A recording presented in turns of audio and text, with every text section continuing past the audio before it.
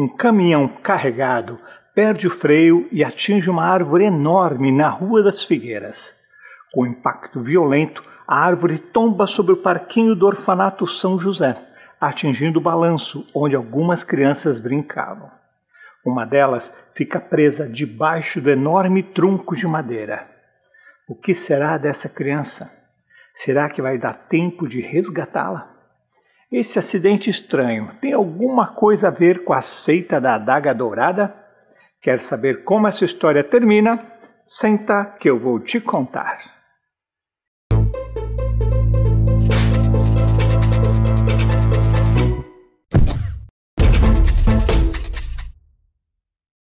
Há algumas semanas atrás, eu contei a primeira parte da história de Rick Greston, um garoto com poderes sobrenaturais que foi salvo de um sacrifício pelo anjo Uriel. Eu recebi muitas mensagens pedindo para eu continuar contando essa história aqui no quadro Senta que eu vou te contar. Alguns de vocês adquiriram o livro Rick Greston e a Adaga Dourada por um precinho promocional. E tá aqui para vocês, Receberam seu livro em casa, autografado e com uma dedicatória.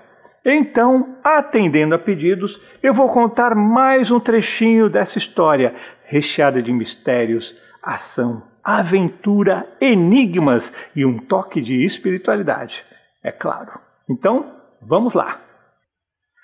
Rick passou sua infância no orfanato São José, cercado de pessoas gentis e muitas crianças para brincar. Marcos, outro menino órfão, era o melhor amigo de Rick. Ele não era muito inteligente ou forte e também não tinha nenhum talento especial, mas era sempre uma boa companhia. E é isso que importa, não é? A vida no orfanato serviu para alimentar alguns desafetos também. Valdomiro Rocha era um deles.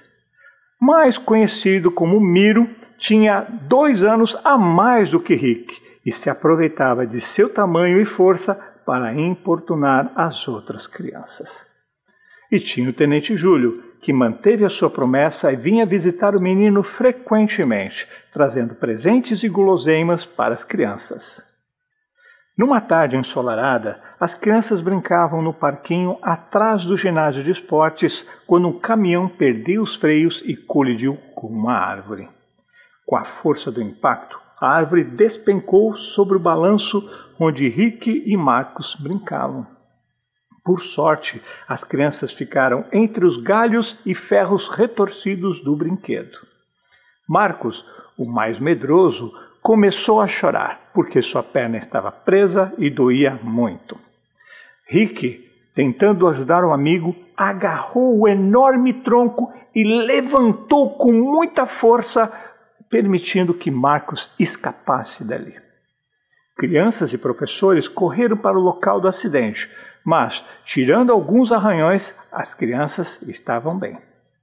Ninguém acreditou quando Marcos contou que foi Rick quem levantou a árvore e o salvou. Miro, aquele garoto mais velho que sempre implica com Rick, não gostou de ver o menino aclamado como herói. Quando eles estavam no corredor da escola guardando seus materiais, Miro quis se apossar do armário de Rick e os dois acabaram rolando pelo chão, trocando socos e pontapés. Que coisa feia, né? Como era de se esperar, foram parar na diretoria e receberam uma bronca do diretor. Algumas semanas depois, o Tenente Júlio foi visitar Rick e lhe trouxe presentes. O menino estava completando 12 anos. Naquela mesma tarde, Rick estava no beco que fica entre as paredes da igreja e o velho museu e que é fechado nos fundos por um enorme muro de tijolos. Ele estava entretido com seu treino de artes marciais que aprendeu com o livro que o Tenente Júlio lhe deu de presente, quando Miro e um dos seus amigos cercaram o menino e o pressionaram contra o muro da igreja. Assustado, Rick deu um salto muito alto e bateu com a cabeça em um andaime, fazendo os ferros e as tábuas despencarem sobre os 3. Rick, assustado, levantou, pegou seu livro e correu, deixando os outros desacordados. Mas não teve jeito. Rick foi parar aonde? na diretoria. Miro e Dionei contaram ao diretor que Rick fizera uma armadilha para os dois que quase os matou. Sem provas para se defender da mentira, ele recebeu a punição de ajudar o zelador nas suas tarefas durante uma semana. Miro, Dionei e seus amigos importunavam Rick a toda hora, principalmente quando ele ia recolher os latões de lixo. Alguns dias depois, o Complexo São José fez uma excursão até o zoológico da cidade vizinha. Como de costume, a turminha de Miro incomodou Rick a viagem inteira. Caminhando entre as jaulas dos animais ferozes, as crianças ficaram maravilhadas, especialmente as do orfanato, pois muitas estavam ali pela primeira vez. Karina estava com uma amiga quando decidiu subir no muro acima do espaço dos ursos para pegar pequenas acerolas que pareciam maduras. Pode imaginar o que aconteceu, né? A menina se desequilibrou e caiu, rolando o barranco até parar perto de um urso enorme. Karina ficou paralisada ao ver o animal se aproximar dela. Rick e Marcos escutaram a gritaria e correram para ver o que estava acontecendo. Sem hesitar, Rick pulou na jaula e se posicionou entre a menina e os animais.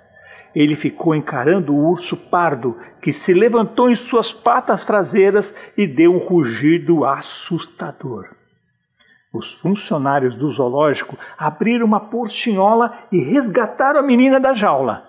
Mas os tratadores não tinham coragem de se aproximar e puxar o garoto, que estava muito perto dos ursos.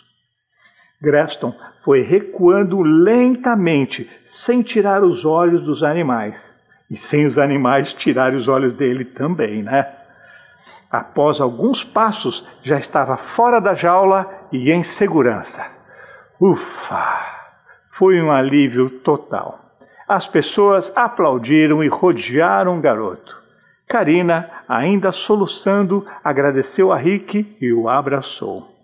Uma das professoras levou a menina para a enfermaria para ver se não havia machucado algo mais gravemente, né? Marcos deu um tapinha nas costas do amigo, elogiando a sua bravura e coragem. Rick confessou para Marcos que ele quase se mijou todo ao ver o urso pardo na sua frente. Antes de sair do zoológico, Rick vê, assustado, uma sombra escura e sinistra se arrastando pelo gramado e se embrenhando na mata. No dia seguinte, Malek, o namorado da menina que caiu no espaço dos ursos, veio tirar satisfações com Rick. Ele soube que a menina o abraçou em agradecimento por ter salvo a vida dela e se encheu de ciúmes. Que coisa, né? Rick tentou explicar o que houve, mas sabe como são esses adolescentes. Brigas, socos, pontapés e diretoria. A coordenação do complexo se reuniu e decidiu tirar Rick do dormitório dos meninos e alojá-lo no velho prédio do mosteiro, até resolverem o que fazer com ele. Naquela noite, Marcos foi visitá-lo no quarto em que ficou alojado no mosteiro. O amigo deixou cair um objeto que estava em sua mão e que rolou para debaixo de um móvel antigo. Arrastando o móvel, os meninos encontraram uma passagem secreta que dava num túnel subterrâneo. Com o espírito aventureiro dos jovens, os dois pegaram uma lanterna e decidiram investigar. Onde será que esse túnel vai dar? Quem o construiu? Por que ele foi feito? Depois de caminharem alguns metros, eles ouvem vozes. Desligam a lanterna e se escondem, com medo de serem vistos. 2 homens estavam em um canto escuro, conversando sobre o tesouro de uma deusa indígena que estava escondido em algum lugar ali, no subsolo do complexo São José. O templo da deusa Seuci tinha um enorme portal que, com certeza, deveria levar à Câmara do Tesouro. Mas eles não tinham ideia de como abrir esse portal. Rick e Marcos ficaram maravilhados com a ideia de um tesouro escondido ali, naqueles túneis. O complexo estava passando por graves problemas financeiros e o tesouro escondido poderia ser a solução para a instituição pagar as suas contas e dar uma vida mais confortável para as crianças atendidas. Mas a ideia de ajudar a instituição não passava pela cabeça daqueles dois homens. Eles pretendiam ficar com o tesouro só para eles. Será que os meninos vão descobrir onde o tesouro está escondido? Como eles vão desvendar o enigma da deusa Seuci? Será que o Senhor das Sombras vai conseguir terminar o sacrifício interrompido? Que outras aventuras aguardam por Rick Greston e seus amigos? E aí, está gostando desse Senta que eu vou te contar? Essa história que eu estou te contando faz parte da saga Rick Greston, do escritor Carlos Axe, que eu entrevistei aqui no Eternidade há 2 semanas atrás no quadro Bastidores do Bem. Lembra? Nosso sonho é transformar essa saga em uma série de TV para plataformas do tipo Amazon ou Netflix. E você pode ajudar a gente, sabia?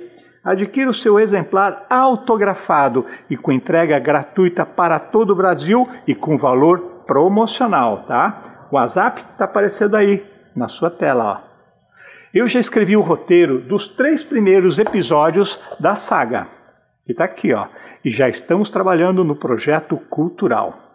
Arte e cultura são presentes para a vida toda. Presenteie quem você ama e, de quebra, ajude a eternidade a se manter no ar. Pessoal, o Senta que eu vou te contar dessa semana está terminando, mas ainda temos outras atrações bem legais para vocês. Fique com a gente, tá? Tchau!